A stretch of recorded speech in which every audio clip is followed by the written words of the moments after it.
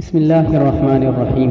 حضرت ابو سعید سے روایت ہے کہ حضرت صلی اللہ علیہ وسلم نے فرمایا، تم سے پہلے لوگوں میں ایک شخص نے 99 قتل کیے، پھر علاقہ کے کسی بڑے عالم کے متعلق دریافت کیا، اس کو ایک راہب کا پتہ بتایا گیا، وہ اس کے پاس پہنچا اور کہا کہ اس نے 99 قتل کیے ہیں، کیا اس کی توبہ قبول ہو سکتی ہے؟ اس نے جواب دیا نہیں، تو اس نے اسے قتل کر کے 100 کی تعداد مکمل کر دی۔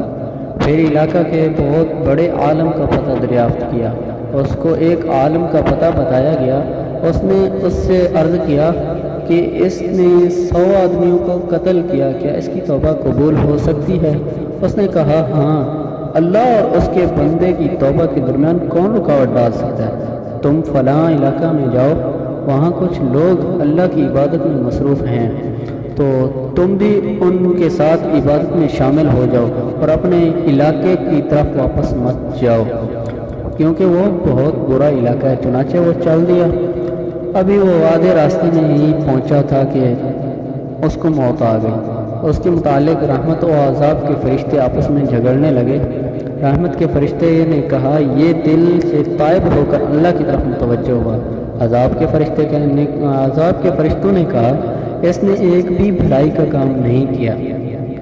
ایک فرشتہ آدمی کی صورت میں ان کے پاس آیا اور انہوں نے اسے اپنے مابین فیصل مقرر کر لیا۔ اس نے کہا زمین کے دونوں حصوں کی پیمائش کرو، دونوں میں سے جس حصہ کے زیادہ قریب ہوگا وہی اس کا حکم ہوگا۔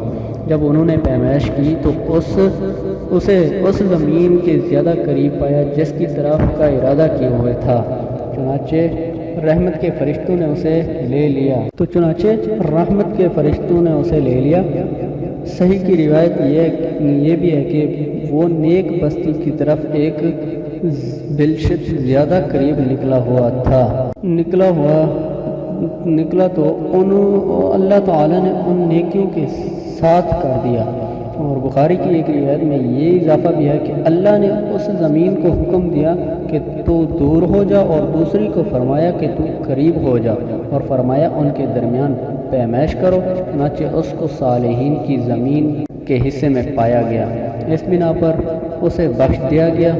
اور ایک روایت میں یہ بھی ہے کہ وہ اس زمین کی طرف اپنے سینے کے ساتھ تھوڑا سا دور ہوا پایا۔